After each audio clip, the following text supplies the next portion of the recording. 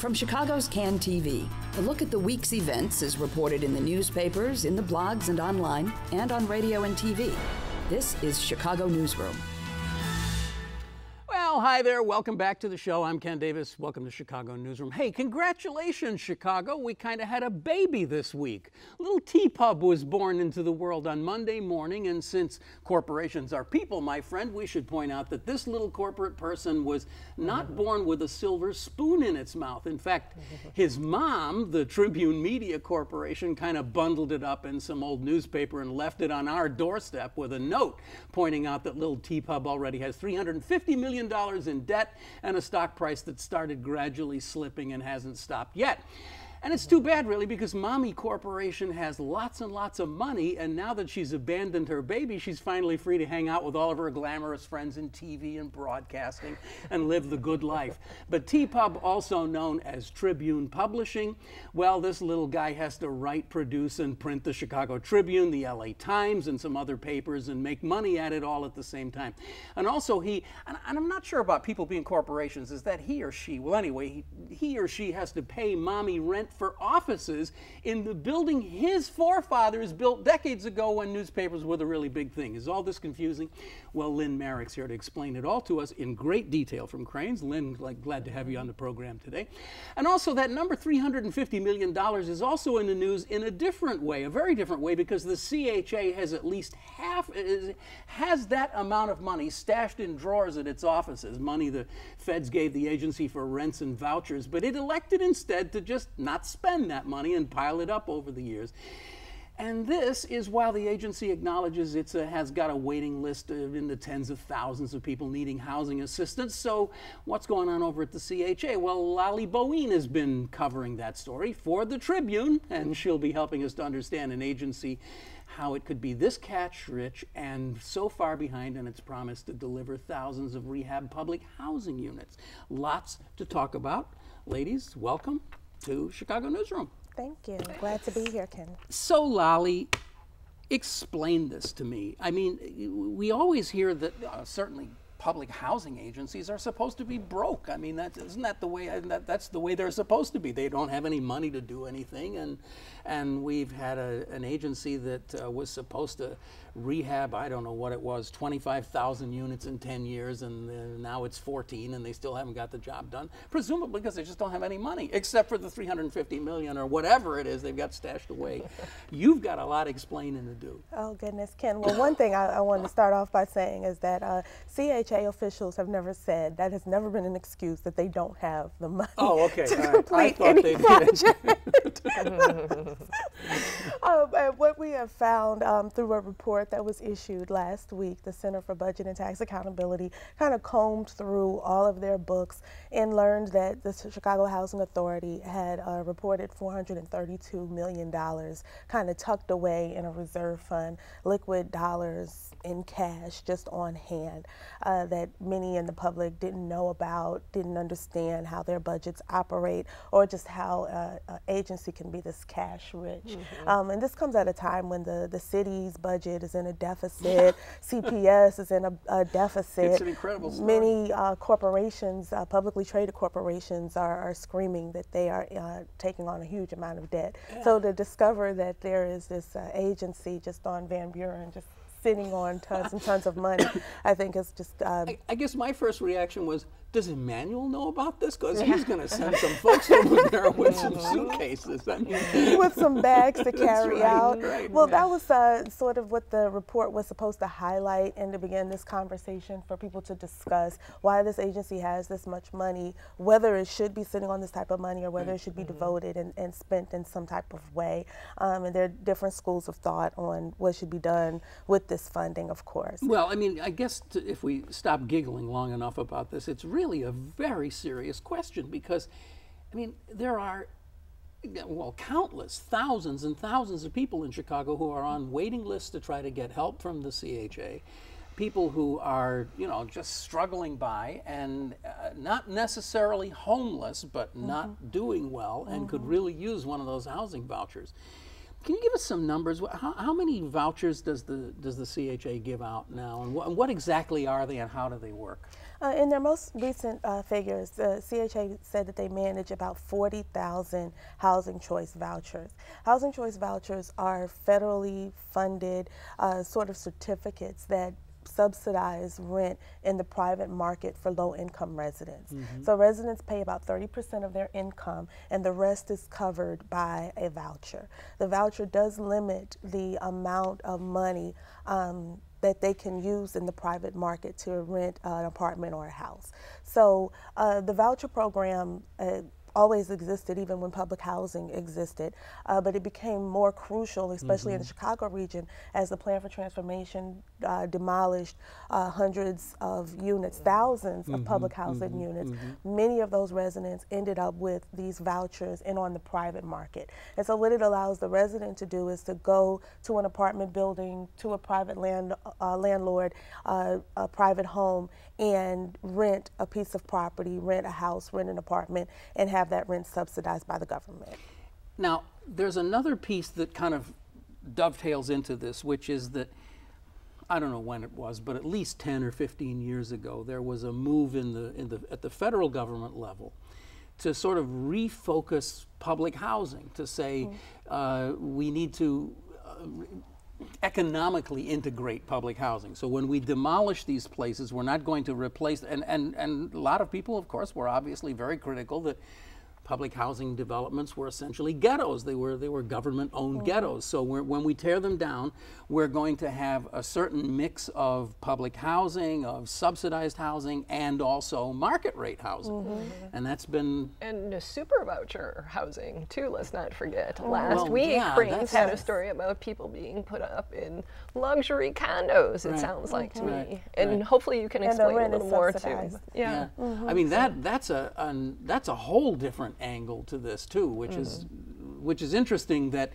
it managed to get one of our congressmen to want to have an investigation of that. And of course, my reaction was, really, aren't there a few other things that we could have investigated along the way, you know? But anyway, this philosophy of this mixed income was applied certainly in the area out by the United Center and in the Cabrini area and so forth. But there's a big controversy about one of the biggest undeveloped sites right now, which is Lathrop Homes up on the north side, where there are, what, how many units? 900 units or something? There's about 920 units, and only, I think, 150 or 170 are occupied. The majority of the development is boarded up and shut down. CHA has been kind of systematically just draining it down. And so what do you do with it? How do you redevelop it? And the CHA wants to do this three-tiered approach up there, and the community, of all people, the community is saying, we don't want this. We don't want competition for our condos with you building new condos across the street. And the representatives of Chicago's poor people are saying, this is insane. You've got 900 units that could easily be remodeled, that could be rehabbed for people who desperately need this kind of housing. Why can't we do this? Yes, absolutely. Well, you touched upon a number of issues there, and you're absolutely right. There was a formula that was developed because the thinking at the time, 15 years ago, was that concentrating poor people all in one housing development or in one community, it just didn't work. It seemed that it was a bad idea because not only did it limit the opportunities that they had access to, but some of those communities became centers of violence and crime. And so one of the ways that the plan, especially the plan for transformation, was an attempt to kind of break up those pockets of poverty and spread people out to opportunity communities where they could have access to better schools, that they can see working people getting up and going to work every day, and they can be integrated into a larger community. Lathrop is unique because it already had that going for it. It's kind of uniquely situated in a posh, upwardly mobile, what is developed into pretty much a almost a upper middle class, if not wealthy community here in Chicago. But unfortunately, when it comes to government, there is a formula. There is a sort of standard, and there is not as much room for humanity and human decisions as some of the activists and some of the residents in the community would like. The Lathrop Homes movement, the CHA still has not finalized what they plan on doing with that property because it's so controversial. Well, give them a break. It's only been 14 years. And one of the key questions I had as a reader and a taxpayer is just, who exactly oversees CHA? It sounds like it's principally the mayor, but then HUD, the Housing Urban Development, a federal agency, also oversees it to a certain extent. So who's supposed to be kind of watching what's happening here? I think that's the question a lot of activists have. I think that's the question a lot of residents have, and taxpayers as well, and the clients of CHA. CHA falls under the direction of the U.S. or HUD, the U.S. Department of Housing and Urban Development. They also have a board that's appointed by our mayor and city leaders that oversee what they do. But they're in a unique agreement because of the plan for transformation. They're kind of uniquely categorized as a move to work agency. Now, this is all new to me. What is a move to work agency? Move to work agency was it was a sort of a program developed by HUD, and it kind of reestablishes housing authority to, instead of focusing all of its resources on just housing, they can then focus some of the resources on trying to move the residents to work, to being more independent and being more productive. So that allows, for example, it allows CHA to pay for some job training programs, to pay for scholarship programs, to try to pay for initiatives that they think could kind of benefit the residents socially so that they would not continue to the cycle of being dependent upon housing choice vouchers or public housing, so this is or like, subsidized this housing. is like a little asterisk that you get appended to your agency, that the federal government has designated you as a move to work agency. Yes, and it allows a certain amount of flexibility with your spending, with your budgeting, and with your reporting. Apparently so. It allows you to just stash a lot of money in the reserves.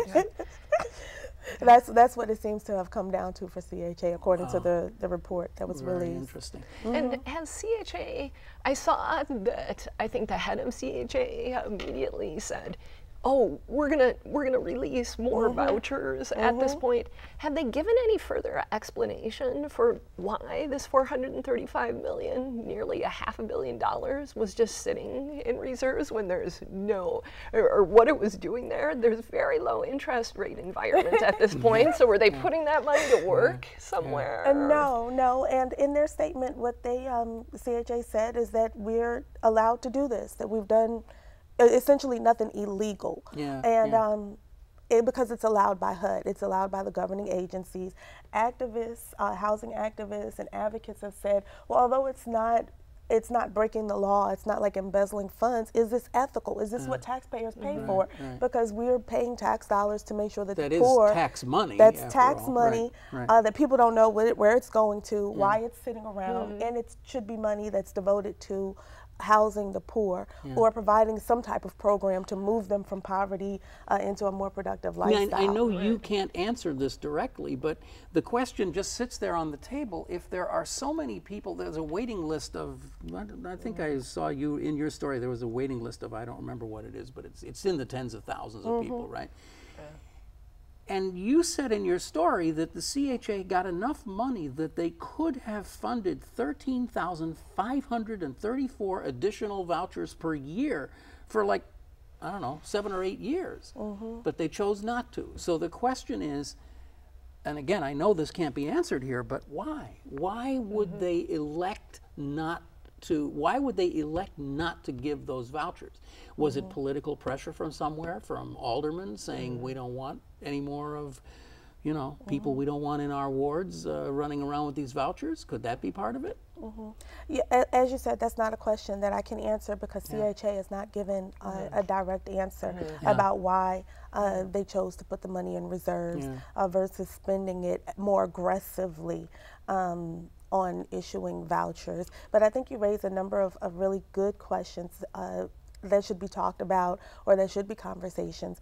Aldermen and political leaders can't say where voucher holders can live. Right. A voucher holder, once you receive your voucher, it sets a financial limit and you can go wherever it's taken. Right. But Lynn can talk about even from her work that $1,100 for a 3-bedroom unit in Chicago, what neighborhoods will that take you to? Right. That's too many great ones, probably. And so it's not a horrible rate, but it's certainly not rich. Right. I don't really want to spend too much time on this super voucher thing because it is a separate issue, but how did that happen? How did that come out of nowhere that suddenly we have people living in some of the highest rent buildings?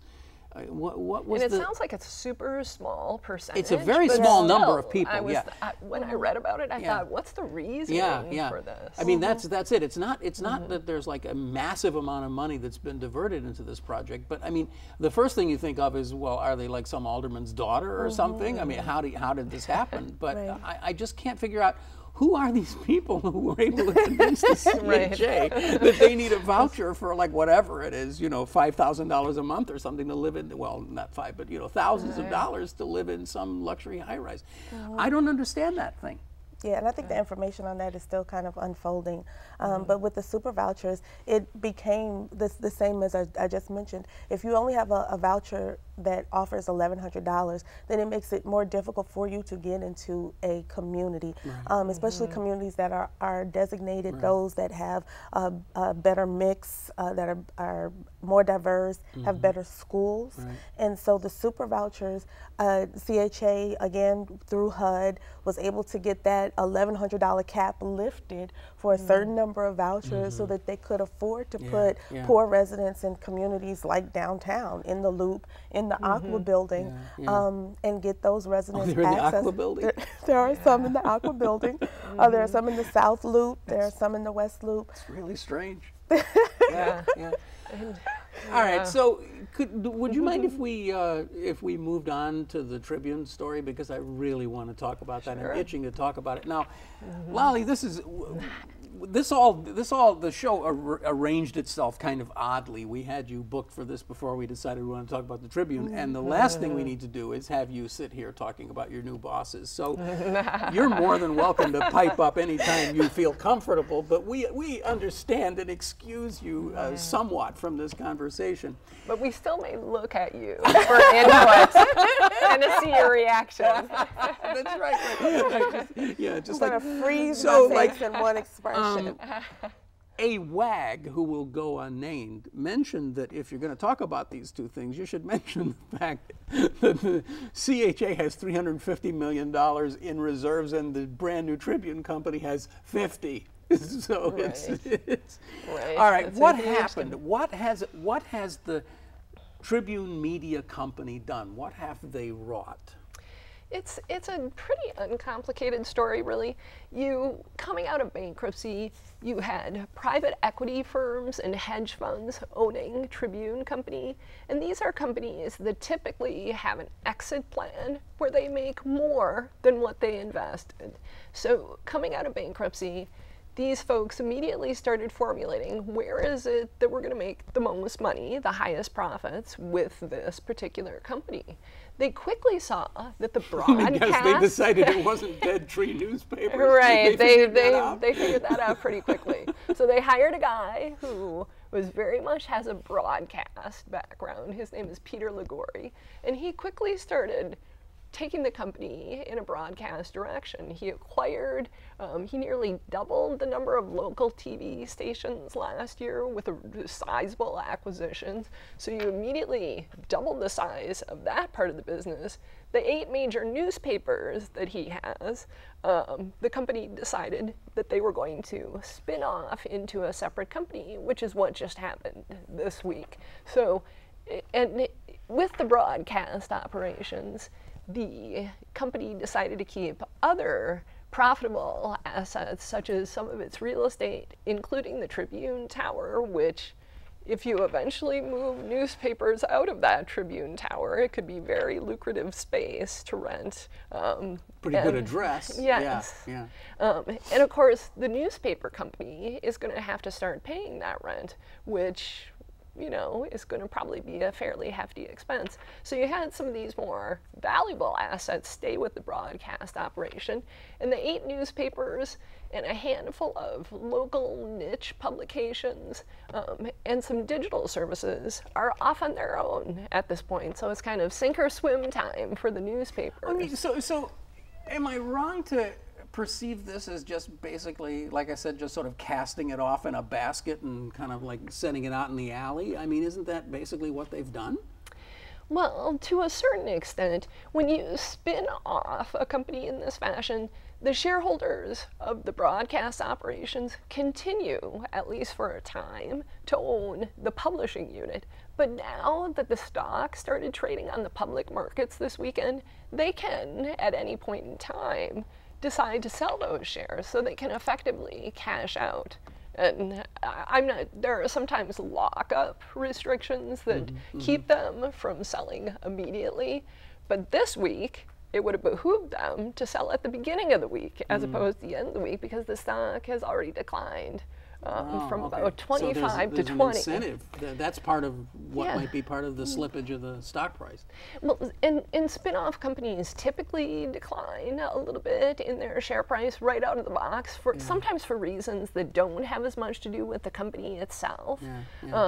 And oftentimes, a year out, they are higher. So some of those shareholders could certainly say, we expect this publishing unit to be worth more a year from now. And of course, the new CEO of the publishing unit, Jack Griffin, is out going across the country, meeting and presenting to potential shareholders, trying to convince them that the company is very much going to be worth more. So explain to me, I'm so dense, I can't figure out, how did this company get burdened with $350 million in debt 1 second after it was born? It hadn't even done anything yet.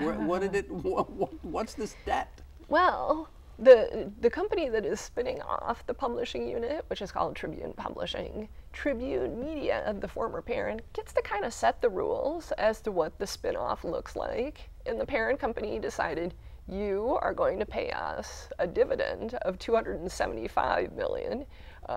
So Tribune Publishing knew that it immediately had to pay that to the parent as part of the spinoff. Plus, it figured it might have some cash needs of its own going out into the world with different needs in the future. So it took out $350 million in debt so that it could finance its future and pay off its former parent. And it does it has to pay its former parent in addition to everything else? It has to pay its parent? Well, so they're not really parents then, are they? I didn't have to pay my parents. Remember how I started the discussion? The owners of that company want to pay back. They've been sitting with it, some of them for 4 years, patiently awaiting the end of the bankruptcy. And now it's time to cash out. It's cash out time, So do you have any sense of whether a company like this really can survive? I mean, the sense I get of it is that it's just kind of like it's just set up to fail. I mean, we know that advertising is diminishing. It's not going to go up anytime soon. Online hasn't proven itself yet. And for all of the sort of joking about this, the thing that, from a Chicago perspective, the thing that's in that company is one of the great newsrooms in America. I mean, it really is. You know, there are great journalists working there. There is an exchange. There is an exchange of ideas and a vital government function that operates in that newsroom that cannot be lost. And I'm just afraid that we're not paying attention to that. Absolutely. In fact, you have about 7,500 people who work for the publishing side of the business across the country, not just at the Chicago Tribune, the Baltimore Sun, the Los Angeles Times. So it's a pretty sizable operation at this point. And going forward, Mr. Griffin definitely has a plan, but it's a vision that so many newspaper companies have had for about the past 10 years. This whole, we're going to shift to digital and we're going to find new ways to make money as the print generation, I hate to say it, but dies off. I'm still one of the people carrying around a print paper. I read things on my iPhone. It's always important to have the clutter on the table here. But that's a holy grail that so far has been a little out of reach for your average metropolitan newspapers. The small community newspapers are maintaining their profit margins a little better. And of course, the New York Times and the Wall Street Journal, with their prominent placement, have done a better job of turning the corner. And specialty publications like this one. I don't know if you ever heard of this, Crain, Chicago Business. You know, this has really become more of an online operation than a print operation now, from the way it seems to me. And you guys seem to have managed to make that transition better than many. But it's because you have an audience of people who have a specific need that they want. When you're talking about a general purpose newspaper that's trying to give you your concert reviews and your watchdogs and everything else, it's a whole different, it's a harder sale. Absolutely. A lot more competition for the latter. The niche publications generally have just been able to pull through this a little bit better, but the local newspapers, there's diverging views about what they should try to do at this point. There's a lot of commentary about they should focus on local coverage because that's what they can provide uniquely for advertisers and readers. But there's always a tendency for them to want to make sure they don't miss the national news peg too. And I think sometimes that's a pull that causes them to spend money in directions that it remains to be seen whether they really can compete with the proliferation of digital alternatives. Well, I mean, I got to say, the Tribune has certainly made its effort to compete in the last few days with the new website, which I have to say I think is stunning. It's really an amazing website, and there's just so much on it, and it's really well done, and it does make me feel that maybe these new folks who are coming in know what they're doing. It's just that there really isn't anybody who knows what they're doing because this is all brand new, right? Nobody really knows what has to be done here. Well, they've been working on it for a number of years at this point, and actually Jack Griffin, the new CEO, has really been delving into this area. He made his name at Meredith Corp, another Midwest company that's a publisher of magazines as opposed to newspapers, and he really found a way to delve into something called content marketing, where you take the newspaper's kind of storytelling expertise, and you don't have the journalists get into writing it, but you do have another group, another staff set at the newspaper help advertisers create these campaigns. Well, now there's a half-hour show for us right there. We'll have to have you come back and do that. I'm so sorry we've crashed here. We don't have any more time. Lolly, it's kind of weird having you just sit there like that. I'm happy to sit out of that discussion. May I say to you and yours that I wish you nothing but the best at the Tribune, and I hope that this grand experiment is a success. I really do. It's a heck of a thing. I hope so too, Ken. Lolly, thank you very much for being with us today. Lolly Bowean from the Tribune, talking about the CHA, and Lynne Marek. Again, both of you, I hope we'll have you back on the show here again sometime soon, okay? You have been listening to and watching Chicago Newsroom. It's a community service of CAN TV. I'm Ken Davis, and we'll be back next week. But you can find us here on cable and watch us anytime you want by going to this here address, or you can subscribe to us on iTunes. We tell you that every week. Please do it. We'll see you next week with another show right here on CAN TV. Thanks for watching. Bye.